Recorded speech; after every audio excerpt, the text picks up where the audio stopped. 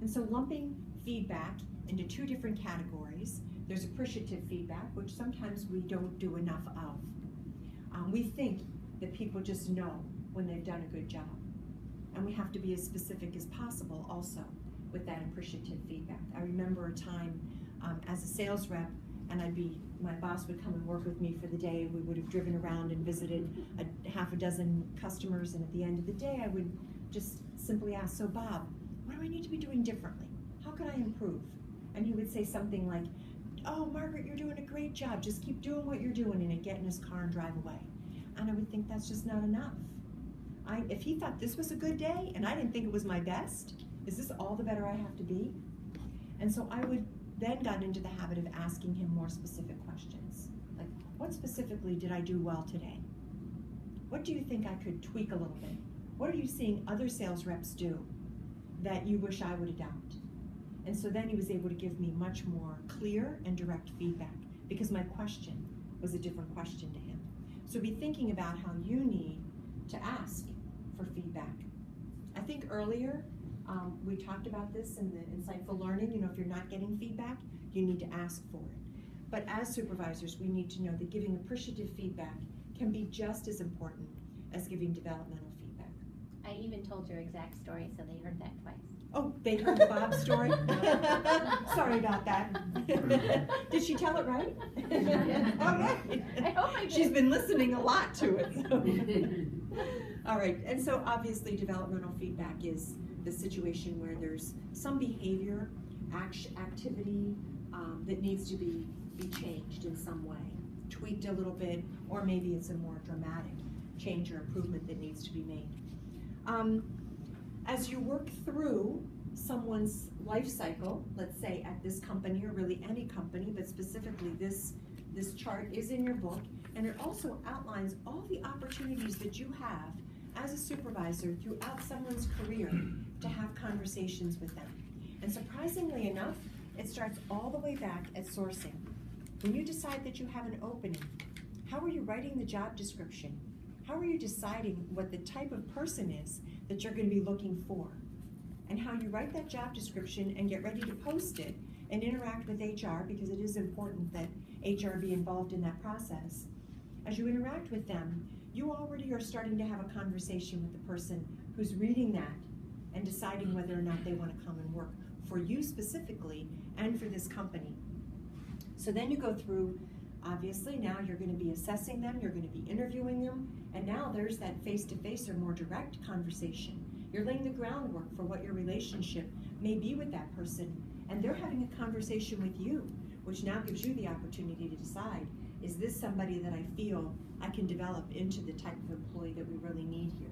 And as you can see, it goes all the way through from onboarding in those first days that they are with the company, all the way through to how we keep them engaged and motivated throughout their career. And we're going to talk more about this part of their career now, because we're managing performance throughout their career. Maybe we're looking at whether or not they're at the right place for the skills and attributes that they bring. Maybe we brought them into the company here, but as we get to know them a little bit better, we may actually see them as a great employee in a different department, or that may actually be part of their career plan to broaden their view, their perspective, and their involvement and knowledge of how the company operates. We obviously groom and develop them if it's somebody that we feel is a long-term benefit to keep on our payroll, but we may actually have people that now we have to plan their exit from the company for a number of different reasons. And so now we have to offboard them. Throughout this whole process, we really need to be fully present with them, for them, use the tools that are available to us to make sure that this offboarding is just as good of an experience, although it does feel kind of icky as we do it, but this experience has to be just as good as that onboarding was in the beginning, because this is where sometimes we release people and they're actually relieved, and that's a good thing.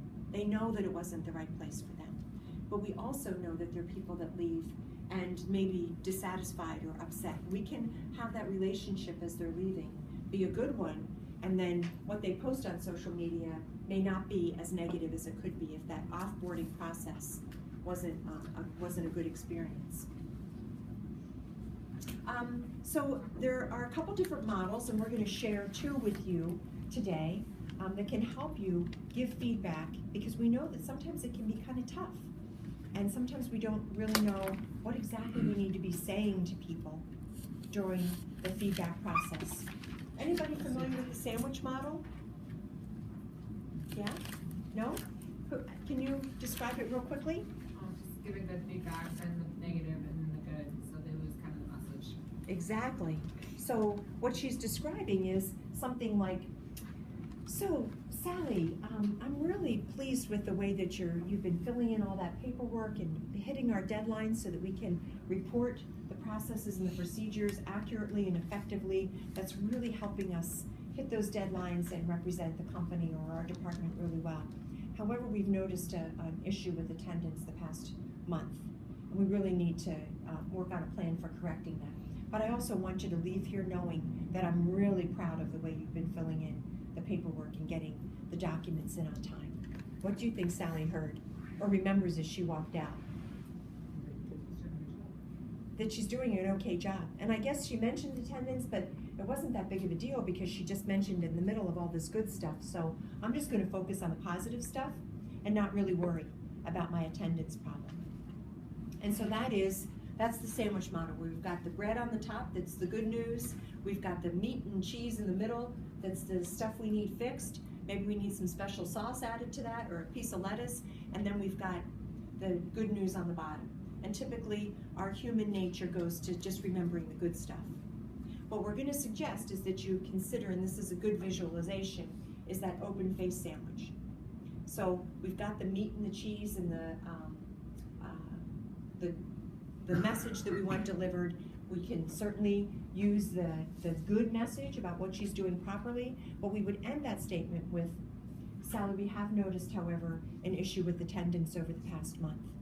So what I'd like is for you and I to sit down tomorrow and figure out a plan for me better understanding what's causing your attendance issues and how we can work together to correct that. Because it is really important to the team that you show up on time and contribute fully to the plan or the programs and processes that we have in place. Can you do that? Now she leaves knowing specifically what you want. Tomorrow we're meeting, we're going to put a plan together so I can get here on time. And you're working together. So you haven't had to be that punitive that you're just upset with her. You're letting her know that she's got to figure this out on her own, and tomorrow she better be on time. You're going to work together with her to figure out what it is that's causing that and see what we might need to adjust, do differently together, or that she's got to correct in order for that attendance issue to be fixed. Get it? Okay, so in your book, you actually have this D4 model. A little bit more elaborate, but it helps you put the story together in a way that you make sure that you're gaining clarity and that you're hitting the specifics. Because we all know that it is really important that we have the facts outlined, right? That we can be as specific as possible about the behavior that we either want to continue or the behavior that we want to change and have modified. And then you can kind of blend these two together. How did it make me feel when you didn't show up on time? I felt like you didn't really care about us, or the program or project wasn't all that important. How are you interpreting the situation? Maybe you were interpreting it in that case that, Sally didn't have the level of commitment to the company and to our team. And then, what do you want done? And by when? And how are we going to work together to solve that problem?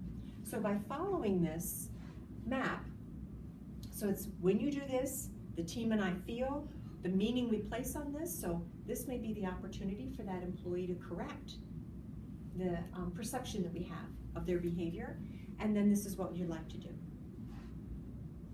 So here's an example. I left an urgent message for you on Thursday, and I never heard back from you. I'm a little frustrated, and the project that we've been working on, quite frankly, is just stalled as a result of not having your input. The whole team feels kind of left out, or let down. Like you chose to just ignore the request and the job that we gave you as part of this team. You can even ask, was that your intent to just ignore us? Is this not that important to you? Maybe there was something going on that was very serious, and we need to know that. I'd like all of us to commit to returning phone calls within 24 hours. Can you do that? So now she knows specifically what happened, how this made the team and myself as her supervisor feel, and what do we need to do differently? Can we commit to that? Here's an appreciative example, and you can use this for both, obviously. When you came in or when you stayed late last Thursday to help us get this project moving along, the whole team felt really supported and that you cared deeply about the progress that we were making on this project. That was so responsive and helpful. It really showed us all the commitment that you have to the work that we're doing. We'd like to see this type of commitment can be consistently delivered. Can we count on you for that? So you can add, whatever makes sense for your specific roles, responsibilities, and the work that you do. So now, well, let's go to this. It's really important that you document. It's nice to, I know as an employee, I kept accolades that I got via email or a written thank you note in my file, because every once in a while I needed to go back there and say, oh, yeah, they did like what I was doing. But it is important as a supervisor to also document some of these conversations that you're having, because it's important to be able to go back, especially if the behavior is repeated.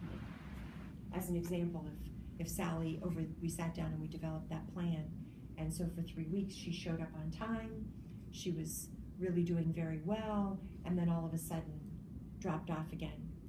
What do we need to do?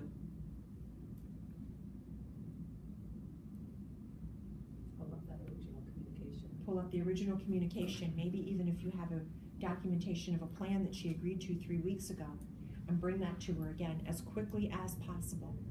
Because we know that as soon as we see a repeat of that, what might be bad behavior or not meeting our expectations, we need to let people know as quickly as possible. So not letting it go too long, because the longer that we let it go, the more acceptable it becomes, or the perceived acceptance of that behavior. So make sure that we're documenting.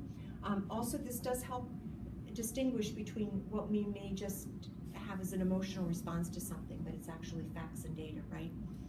It can be, all feedback can be formal or informal, so something that's planned or just passing somebody in the hall. You can make those positive comments. Remember that as you are having that conversation, it's an opportunity to ask questions and to get their comments and suggestions and ideas as well, so you get buy-in and support along the way. And then referring to this model and practicing it can really be helpful. I know that for myself, that when I need, especially when I need to give developmental feedback, practicing it can be very helpful, so I stay on track.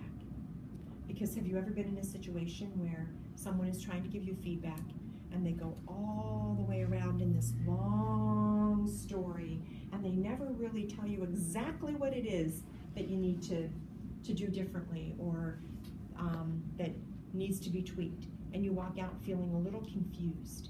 And it's because me, as the supervisor telling that story, I was really trying to avoid that tough comment that I needed to make, or the tough direction I needed to give. And so by practicing it, it does help you stay on track and get to the point.